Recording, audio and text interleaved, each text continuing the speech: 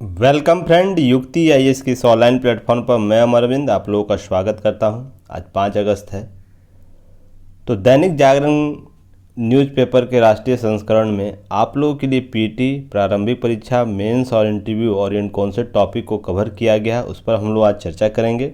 उसके महत्वपूर्ण पार्ट और सब पार्ट दोनों पर चर्चा करते हुए आगे बढ़ेंगे।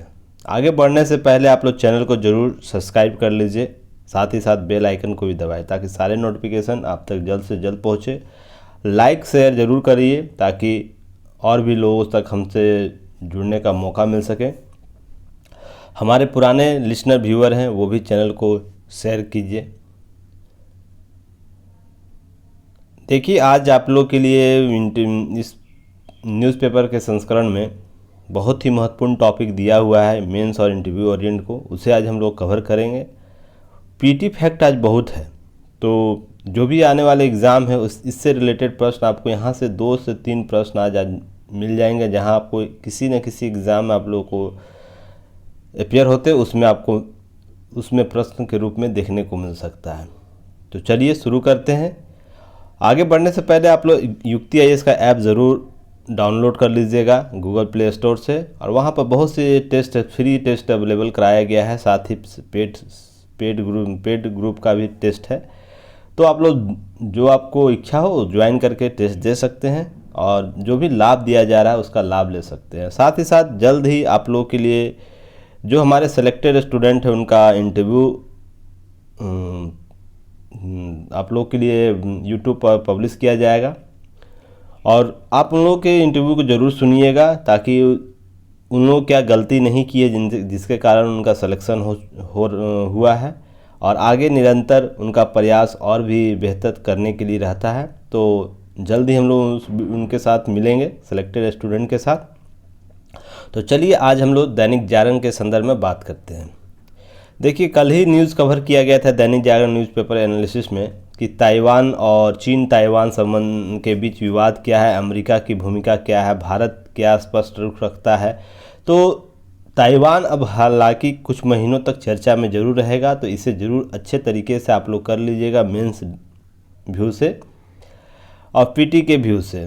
जब इस दरमियान जब इंटरव्यू आप लोग का होगा उस दरमियान अगर ये चर्चा में रहेगा तो यह इंटरव्यू के लिए एक टॉपिक बनेगा, अन्यथा ऐसा नहीं है अभी है फिलहाल।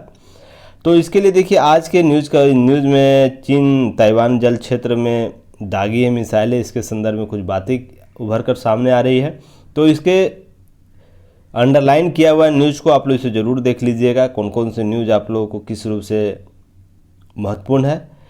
इसका न्यूज़ कल आप लोग जाके देख लीजिएगा दैनिक जागरण न्यूज़ एनालिसिस में, सभी व्यापक संबंध को वहाँ पर कवर कर दिया गया है। इससे रिलेटेड एक आर्टिकल भी आज आया है, उसे मैं नोटिफाई कर दूंगा, उस आर्टिकल को ज़रूर पढ़िएगा। सारे जो ताइवान और चीन के संबंध में विवाद चल रहा, हालिया विवाद, प्लस अमेरिका भारत के संबंध को और भी बेहतर तरीके से उसमें समझाया गया है, तो उस आर्टिकल को ज़रूर देखिएगा। तो इससे जो भी न्यूज़ है वो कवर हो जाएगा, जो भी टॉपिक इससे उभर कर सामने आएंगे, सब टॉपिक, मेन टॉपिक सब इस पर कवर हो जाएंगे। चलिए नेक्स्ट न्यूज़ पर देखते हैं। देखिए, पहला तो एक पीटी फैक्ट आप लोगों के लिए, पीटी न्यूज़ प्रारंभिक परीक्षा के लिए एक प्रश्न मिलता है यहाँ से। पहली बार कोई भारतीय पदक जीता है ऊंची कूद में, हाई जंप जो होता है उसमें, जिसमें 2.2 मीटर के सबसे ऊंची लंबी कूद के साथ कांस्य पदक जीता है। तो यह उपलब्धि हासिल की है। इस खेल में पहली बार जब किसी भारतीय ने ऊंची कूद स्पर्धा में पदक जीता है, तो यह आप लोगों के लिए ज़रूर प्रश्न होगा अगले एग्ज़ाम के लिए। तो ये आप लोग मान के चलिए, यह प्रश्न आप लोग को एग्ज़ाम में देखने को मिल जाएगा। ऐसी कोई भी घटना घटती है जिसमें फर्स्ट रैंक भारत का होता है या भारत के खेल क्षेत्र में ऐसी उपलब्धि होती है, किसी भी क्षेत्र में फर्स्ट रैंक होता है, उससे प्रश्न आपको देखने को मिलता है। पहली बार ऐसी उपलब्धि कुछ हासिल होती है, तो आप इसे ज़रूर कवर कीजिएगा, प्रश्न होगा।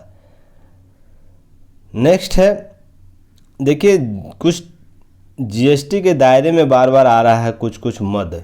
अच्छा, मद जो होता है, मद जो वर्गीकरण जो किया गया है जीएसटी का, तो उस पर आप लोग नज़र रखिएगा, क्योंकि यहाँ से कभी कभी प्रश्न पूछ दिया जाता है पीटी प्रारंभिक परीक्षा पीटी में, यूपीएससी में प्रश्न पूछा जा चुका है, तो समझ सकते हैं और भी एग्ज़ाम में पूछे जाने की संभावना बढ़ सकती है।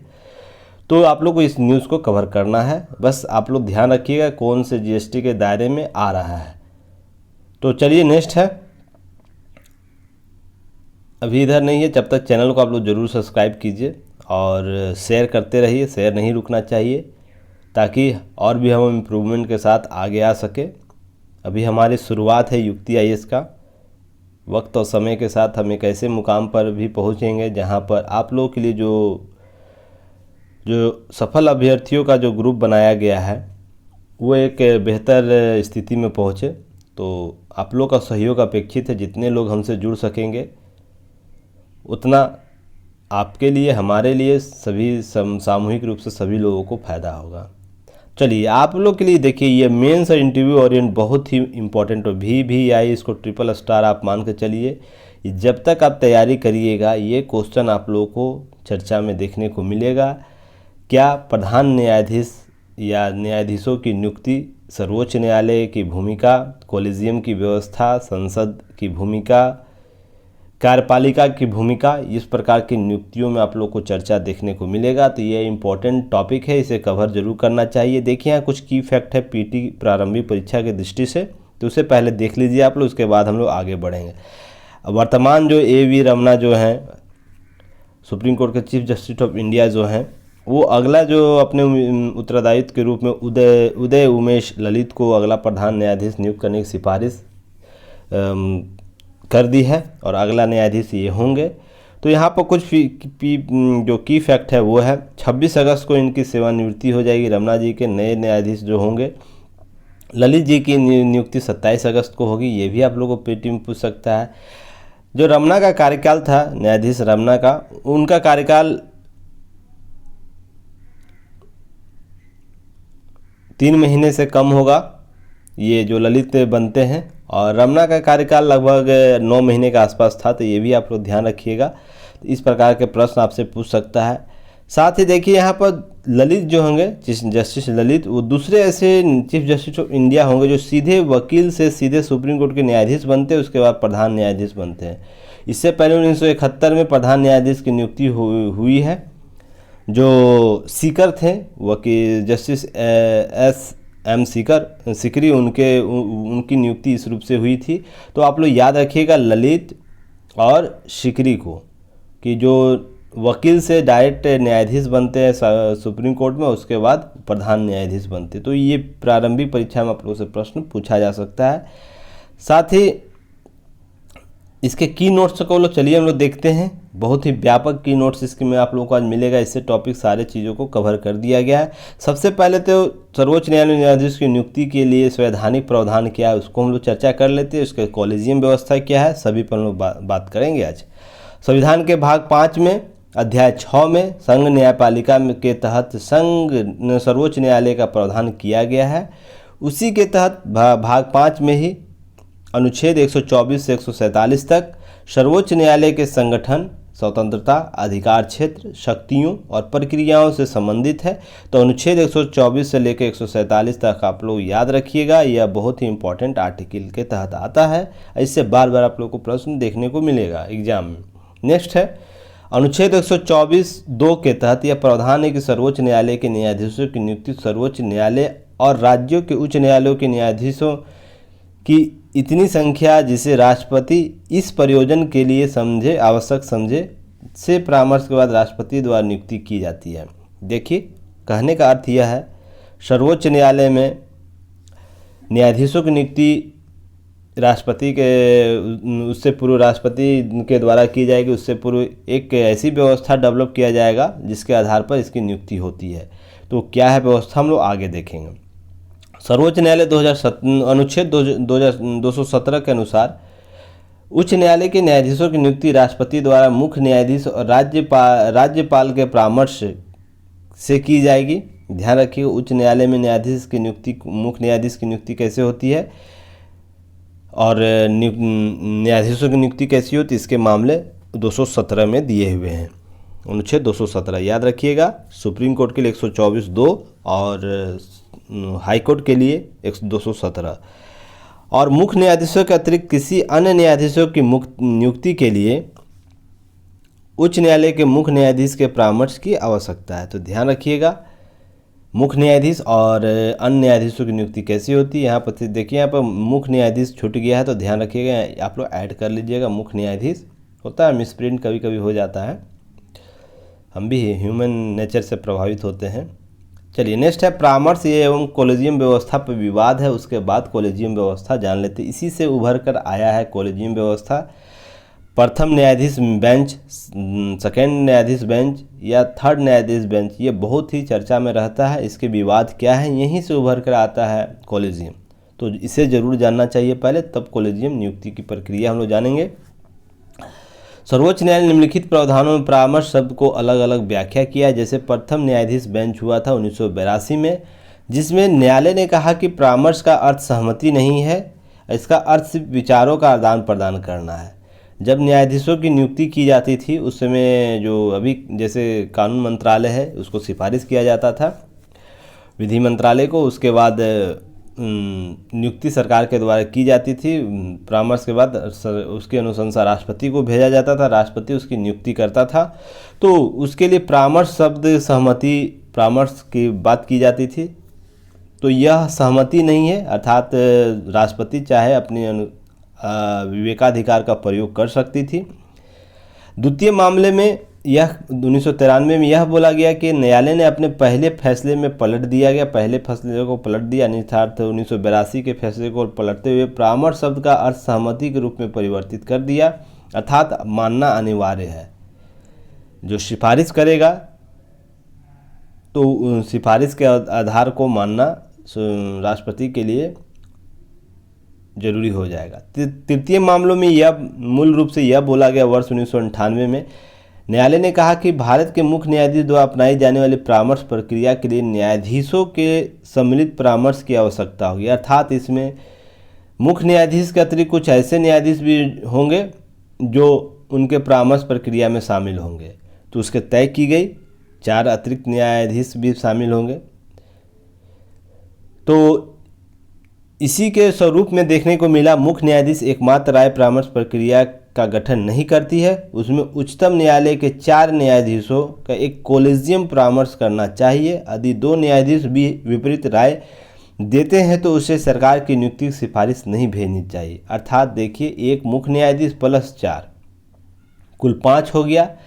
5 में सर्वोत्तीर्ण बहुमत होगा, 2 अगर दे देते हैं तो भी बोला गया यहाँ पर कि 2 अगर सिफारिश कर भी देता है तो भी नियुक्ति के लिए जो पैनल बनेगा, किनकी नियुक्ति करनी है चीफ जस्टिस ऑफ इंडिया के रूप में या न्यायाधीशों के रूप में, उसकी सूची को राष्ट्रपति को फॉरवर्ड नहीं करना है। कहने का अर्थ यहाँ है कि यहाँ पर बहुमत होनी चाहिए बेहतर, अर्थात 4-1 का ये मान सकते हैं आप लोग, या संपूर्ण ही होना चाहिए, ऐसी बात यहाँ से उभर कर आती है।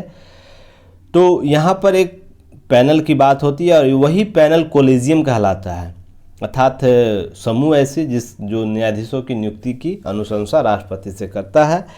नोट आप लोग यहाँ याद रखिएगा, न्यायालय ने माना कि परामर्श प्रक्रिया मापदंडों आवश्यकताओं का अनुपालन किए बिना भारत के मुख्य न्यायाधीश द्वारा की गई सिफारिश सरकार के लिए बाध्यकारी नहीं होगी। यह थर्ड बेंच में उभर कर सामने आ गया। अर्थात अब है क्या, सरकार जो न्यायाधीश अर्थात रमना जी जो लिस्ट भेजे हैं, मान लीजिए 4 लोगों का लिस्ट भेजे हैं कि इनकी नियुक्ति वरिष्ठतम है, वरिष्ठतम में ललित सबसे ऊपर है। तो ऐसा यहाँ से उभर कर आए कि यह जो प्रक्रिया है, मापदंड अगर आवश्यकताओं का अनुपालन नहीं किए बिना अगर ललित जी को ऊपर भेजा गया, अर्थात वरिष्ठतम नहीं है, उनको किसी व्यक्तिगत हित से ऊपर कर दिया गया है लिस्ट में, तो सरकार इसके लिए बाध्य नहीं है उसकी नियुक्ति करने के लिए, और यह अवैधानिक रूप से अमान्य हो जाएगा और जो वरिष्ठतम होंगे उनकी नियुक्ति की जाएगी। ऐसा इस व्यवस्था से उभर कर सामने। अब देखिए कॉलेजियम व्यवस्था क्या है, यही सबसे इम्पोर्टेंट है न्यायाधीशों की नियुक्ति के संदर्भ में। अब बार बार यहाँ से प्रश्न पूछा जाएगा। उच्च न्यायाधीशों, यह न्यायाधीशों की नियुक्ति स्थानांतरण की प्रणाली है, सर्वोच्च न्यायालय के निर्णयों के माध्यम से विकसित हुई है, न कि संसद के अधिनियम या संविधान के प्रावधानों से।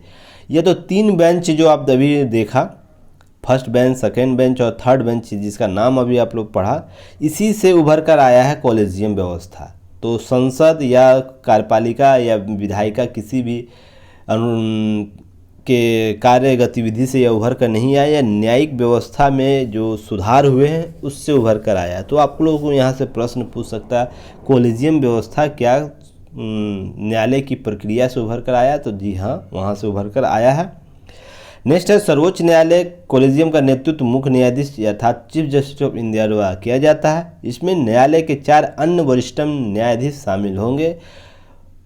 चीफ जस्टिस इंडिया के बाद जो वरिष्ठतम पैनल में जो सर्वोच्च न्यायालय में जितनी संख्या वर्तमान मान लीजिए 24 संख्या है, 24 में जो वरिष्ठ सबसे होंगे 4 लोग, उनको इस पैनल में शामिल किया जाएगा और वही अगले मुख्य न्यायाधीश या न्यायाधीश जो अन्य न्यायाधीशों की नियुक्ति होगी उसकी सिफारिश करता है। नोट याद रखिएगा, उच्च न्यायालय कोलिजियम के नेतृत्व उनके मुख्य न्यायाधीश अर्थात जिस राज्य के उच्च न्यायालय है, जैसे बिहार का उच्च न्यायालय, पटना हाई कोर्ट या रांची हाई कोर्ट या यूपी का हाई कोर्ट, तो इस प्रकार जो होंगे वहाँ के उच्च न्यायालय के मुख्य न्यायाधीश और उसके 4 वरिष्ठतम न्यायाधीश अर्थात वहाँ के भी हाई कोर्ट के जो मुख्य न्यायाधीश होंगे उसके और अतिरिक्त 4 अन्य न्यायाधीश। कॉलेजियम में 5 लोगों का होना जरूरी है, यह महत्वपूर्ण है। तो प्रश्न यहाँ से भी आप लोग को पूछा जा सकता है, कितने कॉलेजियम में कितने न्यायाधीश शामिल होते हैं, कुल कितने न्यायाधीश? तो 5।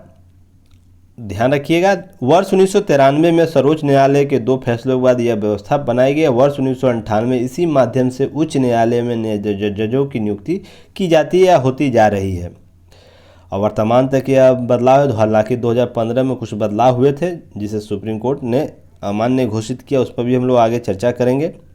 सर्वोच्च न्यायालय तथा उच्च न्यायालय में जजों की नियुक्ति तथा तबादलों का फैसला कॉलेजियम से ही होता है या करता है, या उच्च न्यायालय में कौन से जज पदोन्नति होकर सर्वोच्च न्यायालय में जाएंगे, यह फैसला भी कॉलेजियम करता है। अर्थात नियुक्ति की से संबंधित जो भी निर्णय होंगे उसमें आपको कॉलेजियम ही कार्य करेगा, कॉलेजियम ही इससे सिफारिश करता है।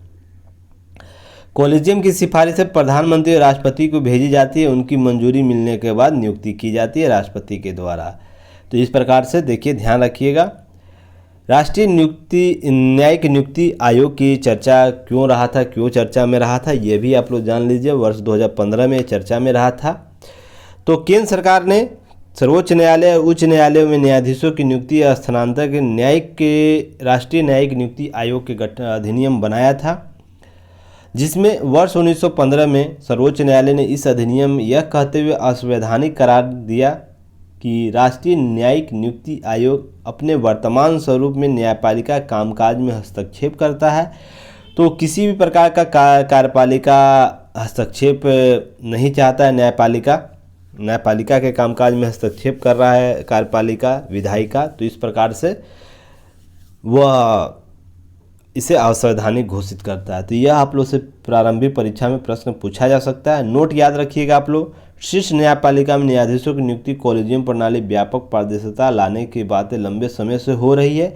शीर्ष अदालत यह मानना है कि जजों की योग्यता का निर्धारण और आकलन करना न्यायपालिका का जिम्मा है, इसलिए इसी आधार पर संवैधानिक इसे घोषित कर देता है राष्ट्रीय न्यायिक नियुक्ति आयोग को।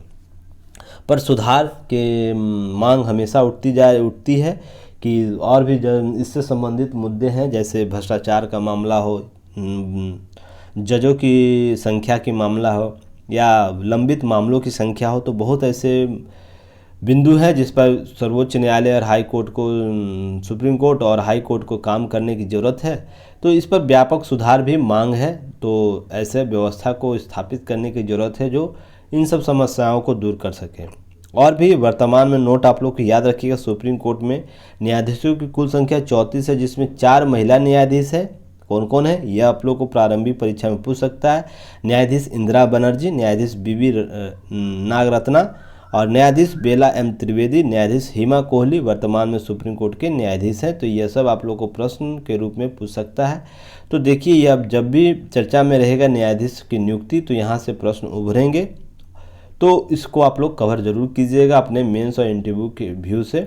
साथ में इसके जो पीटी फैक्ट है उसको अलग से नोट डाउन करते रहिएगा। चलिए नेक्स्ट हम लोग बढ़ते हैं आगे।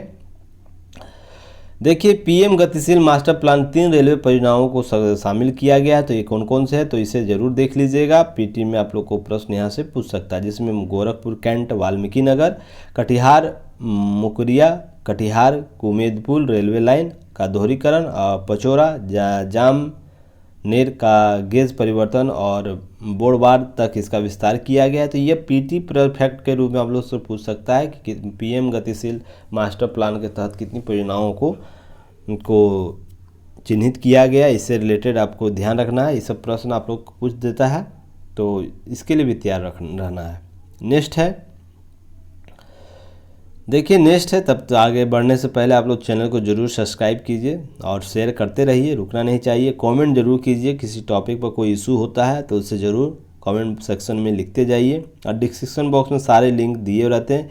इससे रिलेटेड कोई भी आप लोग को पीडीएफ है, पीडीएफ आप लोग को जानते ही ग्रुप में शेयर किया जाता है, ताकि आप लोग अंडरलाइन जो किया रहता है उसे अच्छे तरीके से नोट डाउन कर ले। सारे पेपर पढ़ने की ज़रूरत नहीं है।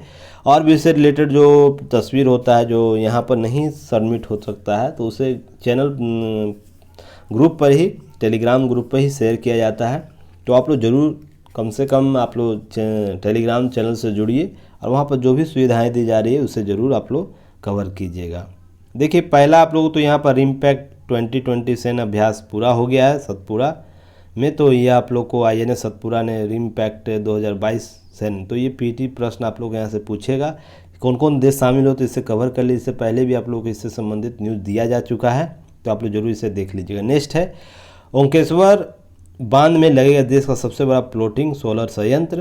तो जो तैरता हुआ जो सोलर प्लांट होता है उसे फ्लोटिंग सोलर प्लांट कहते हैं। तो इसमें 600 मेगावाट क्षमता का स्थापित किया जाएगा। तो ये बहुत ही बड़ी परियोजना है। तो यह मध्य प्रदेश के ओंकेश्वर जो बांध है वहाँ पर स्थापित किया जाएगा।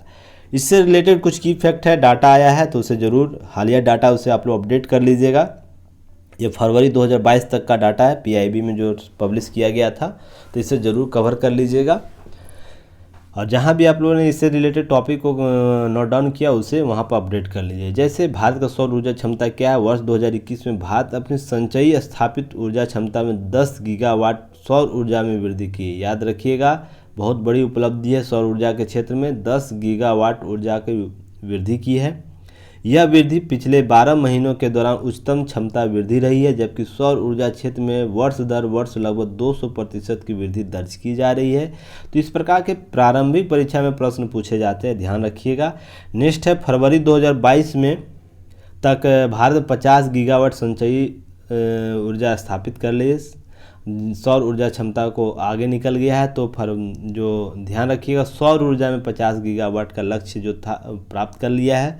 साथ ही में 50 गीगावाट स्थापित सौर ऊर्जा क्षमता में 42 gigawatt ground mounted solar photovoltaic PV जो होता है से प्राप्त हुआ है, सिस्टम से प्राप्त हुआ। और केवल 6.48 गीगावाट रूफ टॉप सोलर जो छत पर लगाने वाला जो सिस्टम होता है डेवलप किया जाता है रूफ टॉप से, आपको 6.48 गीगावाट 1.48 गीगावाट सोलर PV से अन्य तरीकों से प्राप्त किया गया है।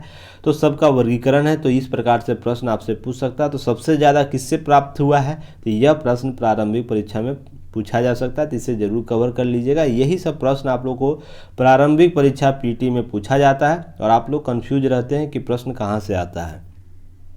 जो मेन टॉपिक होता है मेंस और इंटरव्यू का, उसी के पार्ट से ही प्रारंभिक परीक्षा या PT के प्रश्न निकाले जाते हैं और यहीं से कवर किया जाता है। तो आप लोग अगर वर्ष भर अगर दैनिक जागरण न्यूज़ एनालिसिस को वीडियो देखते हैं तो निश्चिंत ही विश्वास रखिए आपका सिलेक्शन 99% बढ़ जाएगा, कि आपका सिलेक्शन जो वर्तमान स्थिति आपकी होगी वहाँ से 99% सिलेक्शन का दर बढ़ जाएगा।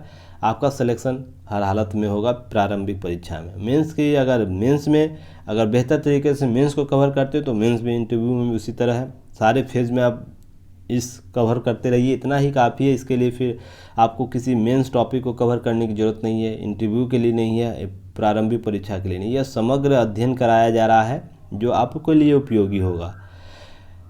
याद रखिएगा यहाँ पर वर्ष 2030 तक अक्षय ऊर्जा में भारत 500 गीगावाट ऊर्जा, जिसमें सौर ऊर्जा से 300 गीगावाट ऊर्जा प्राप्त करने का उम्मीद है, के उत्पादन भारत याद महत्वपूर्ण उपलब्धि है। तो लक्ष्य 2030 तक 500 गीगावाट का है, तो इसी को प्राप्त करने में महत्वपूर्ण उपलब्धि है। वर्तमान ऊर्जा क्षमता वृद्धि में भारत सौर ऊर्जा विस्तार के मामले में 5वें स्थान पर आता है विश्व में।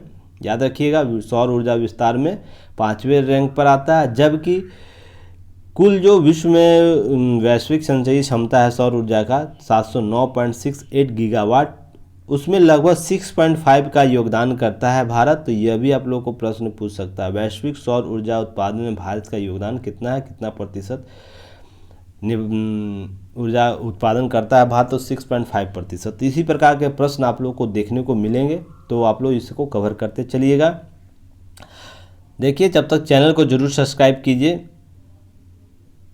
और साथ ही देखिए, भारतीय नौसैनिक ने उतारी अरब सागर में उड़ान भर पूरा किया निगरानी मिशन। तो इसमें कौन कौन शामिल, सभी के आप लोग कवर कर लीजिएगा। पीटी फैक्ट के रूप में पूछा जा सकता है, तो ये सब छोड़ना नहीं। ये सब प्रश्न आप लोगों को जब भी महिला से संबंधित होता है तो प्रश्न देखने को मिलता है, महिला सशक्तिकरण के संदर्भ में।